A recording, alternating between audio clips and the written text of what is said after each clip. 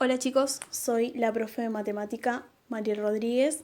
Voy a estar subiendo videos para ayudarlos a realizar los trabajos de continuidad pedagógica que envío a través de la plataforma de la escuela. Disculpen si no realicé estos videos antes. Lo cierto es que tenía que abrirme un canal de YouTube y a su vez conseguir algún elemento con el cual poder filmar y explicar a la vez, que es un poquito difícil. Pero bueno, ya cuento con las herramientas, así que este primer video ¿sí? Consiste en explicarles el primer contenido que vamos a trabajar en esta parte del año. Bien, el trabajo de continuidad pedagógica número 3 que envié la semana pasada introducía este tema de forma indirecta, digamos.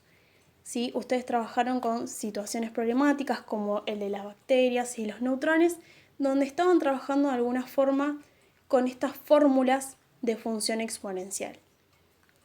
Al final de ese trabajo yo dejé la definición de función exponencial y el motivo principal por el cual estoy haciendo este video es para que ustedes puedan entender esa definición, ¿sí? Bien, según la definición que yo subí al trabajo, decía, una función exponencial es una función de la forma f de x igual a k por a elevado a la x. Bien, vamos a detenernos acá un minuto. Acá tenemos la principal característica de esta función, ¿sí? Ustedes vienen trabajando con funciones como por ejemplo y igual x elevado al cubo o y igual x elevado al cuadrado, ¿sí? Funciones cuadráticas y funciones polinómicas, donde la variable independiente, o sea x, se encontraba en la base y teníamos determinados exponentes, como en este caso al cuadrado, como en este caso al cubo.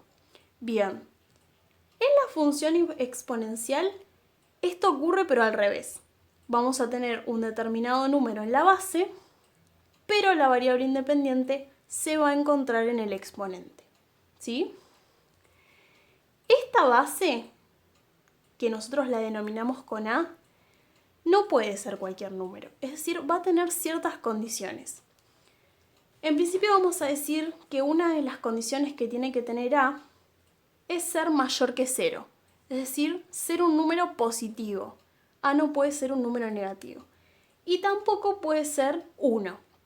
¿Sí? Yo ahora voy a explicar por qué no puede ser un número negativo y por qué no puede ser 1. ¿Estamos? Bien, pero vamos a anotar algunos ejemplos, ¿sí? De función exponencial. Como por ejemplo, una función exponencial puede ser y igual a 2 elevado a la x, ¿sí?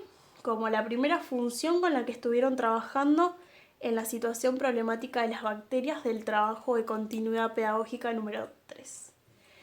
Otra función exponencial puede ser 1/3 elevado a la x, ¿sí? 1/3 sigue siendo un número positivo, por lo tanto, si lo elevo a la x no voy a tener problema. Y podemos poner un ejemplo más, como puede ser raíz de 2 elevado a la x, ¿sí? Son todos números positivos que cumplen con esta condición, que A tiene que ser positiva, mayor que 0, y en ningún caso, ¿sí? A es igual a 1. Bien, voy a explicar por qué A no puede ser 1 y por qué A tiene que ser mayor que 0. ¿Estamos? Vamos a suponer que nosotros queremos que A sea igual a 1. Tendríamos esta función, 1 elevado a la x, ¿sí? Si yo hago una tablita de valores y le doy valores a x, por ejemplo 0, 1, 2, ¿sí? Y después las empiezo a reemplazar acá, voy a tener 1 elevado a la 0, que me va a dar 1. Voy a tener 1 elevado a la 1, que me va a dar 1. Voy a tener 1 elevado al cuadrado, que me va a dar 1.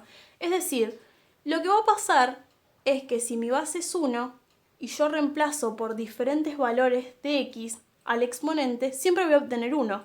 Entonces, en este caso no voy a obtener una función exponencial, sino que voy a tener una recta, ¿sí? Si yo la grafico, voy a tener una recta que va a pasar por 1, ¿sí? Entonces, por eso está la restricción de que A tiene que ser distinto de 1. Bien.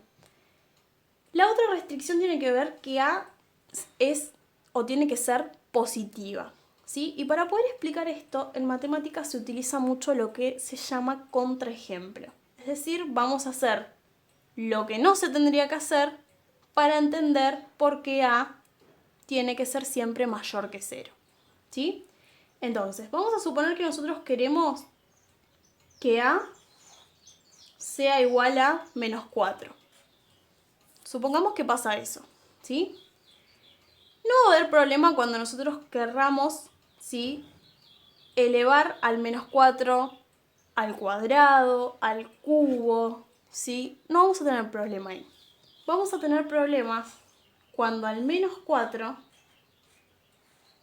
¿sí?, lo elevemos a una fracción, por ejemplo, a 1/2, ¿sí? Y ahí tenemos que repasar una propiedad de la potenciación que dice, si yo tengo un número que está elevado a una fracción, a ese número lo puedo transformar en una raíz. Es decir, voy a tener la raíz de n, la raíz enésima, ¿sí?, que corresponde al denominador, elevado a la m, ¿sí? Esta es la propiedad para las bases con exponente fraccionario. Entonces, si yo realizo y aplico esta propiedad acá, tendría la raíz cuadrada, porque el denominador es 2, de menos 4 elevado a la 1, ¿sí? Y nosotros sabemos que las raíces cuadradas de base negativa no tienen solución, ¿sí? No tiene solución. Entonces, por eso A siempre tiene que ser positiva, ¿sí? Si es positiva, estos problemas no los vamos a tener. Y además, A tiene que ser positiva y distinto de 1 para que la función pueda adquirir cualquier valor de x, ¿sí? Por ejemplo acá, en y igual 2 elevado a la x. X puede ser cualquier valor. Puede ser menos 2, menos 3, 0, 1, 1/2, 1/3. No va a haber problema para resolverlo, ¿sí? Por eso es que se plantean estas restricciones. Bien, tengo un ejercicio muy parecido al que envié en el trabajo de continuidad pedagógica número 3, ¿sí? Donde ustedes tienen que determinar si las funciones son o no son exponenciales. Tengo acá, por ejemplo, la primera función, que es x elevado al cubo. Como dije antes, es una función polinómica. Por lo tanto, como la variable independiente no está en el exponente, sino que está en la base, en este caso, y el exponente es 3, ¿sí?, esta función no sería exponencial, ¿sí? Si observamos el ejemplo B, ¿sí?, la variable está en el exponente y tenemos una base positiva, distinto de 1, entonces, en este caso, sí sería función exponencial. Vamos con el C. Tenemos 2 elevado a la x. Volvemos a lo mismo, ¿sí? La variable independiente está en el exponente, la base es positiva, mayor que 0, entonces sí es función exponencial. En el D tenemos el ejemplo que habíamos usado recién para explicar por qué A no puede ser 1. Tenemos 1 elevado a la x, ¿sí? Entonces, en este caso, no es función exponencial porque no estaría cumpliendo con la definición de función exponencial, ¿sí? Luego tenemos el número pi elevado a la x. El número pi sigue siendo un número positivo, mayor que 0, distinto de 1, por lo tanto también es función, ¿sí?, exponencial. Y por último tenemos una función donde la base es negativa, ¿sí? Habíamos dicho que la base tenía que ser positiva y distinta de 1. Por lo tanto, en este caso, no sería una función exponencial.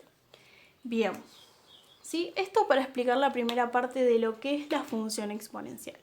Lo que vamos a hacer ahora es explicar un poquito una aplicación de esta función, ¿sí? Que tiene que ver con las situaciones problemáticas que yo les envié en el trabajo de continuidad pedagógica número 3 y número 4. Voy a leer la situación problemática, igualmente se las voy a dejar en la descripción del video para que ustedes puedan leerla mejor y vamos a hacer toda la resolución completa. ¿Les parece? En la actualidad, la mayoría de las entidades financieras trabajan dando un interés compuesto sobre los depósitos. Esto significa que los intereses se acoplan al capital y también generan intereses. El caso que vamos a considerar es un banco que otorga intereses en forma tal que el capital depositado se duplica al cabo de cada año transcurrido. Supongamos que una persona deposita 1 peso en este banco y no hace ningún retiro. Bien, tenemos una situación problemática en la cual nos plantea que a medida que pasen los años, el dinero que yo deposito se va a ir duplicando. Es decir, que si yo deposito 1 peso, el año que viene voy a tener 2 pesos. Al año siguiente voy a tener 4 y así sucesivamente. Bien, la primera actividad que nos ponen para hacer es completar una tabla. Entonces yo tengo que empezar a analizar esta tabla para poder completarla, ¿sí? En primer lugar nos dicen, bueno, a ver, en el momento 0, ¿sí? El cliente del banco va a depositar 1 peso. Bien. Al año siguiente, es decir, después de un año, ese dinero se va a duplicar. Entonces, en lugar de tener 1 peso, ahora va a tener 2. Bien. Al año siguiente, ya no va a tener 2 pesos. ¿Cuánto va a tener? Y va a tener 4 pesos. ¿Sí? Porque el capital, el dinero que tenía, se va a duplicar. Al año siguiente va a volver a pasar lo mismo. La cantidad de dinero que tenía el año anterior se va a duplicar. Es decir, ahora va a tener 8 pesos. ¿Sí? Al año siguiente va a pasar lo mismo, se va a duplicar. Al año siguiente lo mismo, se va a duplicar. ¿Sí? Hasta el año 6, que es supuestamente el último año en el que se duplicó o en el que tenemos en la tabla. ¿Sí? Bien, entonces así completamos la tabla. ¿Ven? Vamos buscando una relación entre los números. ¿Estamos? Bien. Y para graficar esto, ¿sí? Lo que vamos a hacer es marcar estos puntos, ¿sí? En los gráficos. Perdón, en el eje de coordenadas cartesianas, ¿sí? Para formar un gráfico. Entonces, vamos a recordar que el tiempo transcurrido va a ser la variable x, ¿sí? Y el dinero va a ser la variable y. Entonces vamos a ir marcando, ¿sí? Estos puntos. Cuando x vale 0, y vale 1. Entonces aproximadamente vamos a marcar el punto 0,1. Cuando x vale 1, y vale 2. Entonces vamos a marcar aproximadamente el punto 2. Cuando x vale 2, y vale 4. Entonces vamos a marcar aproximadamente 4. Lo mismo hacemos con el 3 y el 8. Cuando vale 3 vale 8. Cuando vale 4 vale 16. Cuando vale 5 vale 32. Y cuando x vale 6 y vale 64. ¿Sí? Una vez que marcamos todos los puntos, lo que hacemos es unir, ¿sí? Esos puntos a través de una curva. ¿Estamos? Y ahí queda representada nuestra función, ¿sí? Obviamente que si sigue pasando el tiempo, esto va a seguir aumentando, ¿sí? Bien. Vamos a establecer una fórmula ahora, ¿sí? Con respecto a esta situación problemática que nos plantearon. Podemos usar de referencia la tabla que acabamos de hacer recién. Nosotros vamos a ver, ¿sí? Que el dinero se va duplicando año tras año, ¿sí? Entonces, la relación que se encuentra en la tabla es una relación exponencial, ¿sí? Porque si yo a la base 2 le elevo a la 0, me va a dar 1, ¿sí? Si yo a la base 2 lo elevo a la 1, me va a dar 2. Si a 2 lo elevo al cuadrado, me va a dar 4 y así sucesivamente. Entonces la fórmula sería y o f de x, que es lo mismo, 2 elevado a la x. ¿Sí? Volvemos. Si yo a x le doy el valor 0, 2 elevado a la 0 me va a dar 1. Si yo a 2 lo elevo a la 1, 2 elevado a la 1 me va a dar 2. Si yo a 2 lo elevo al cuadrado, 2 elevado al cuadrado me va a dar 4.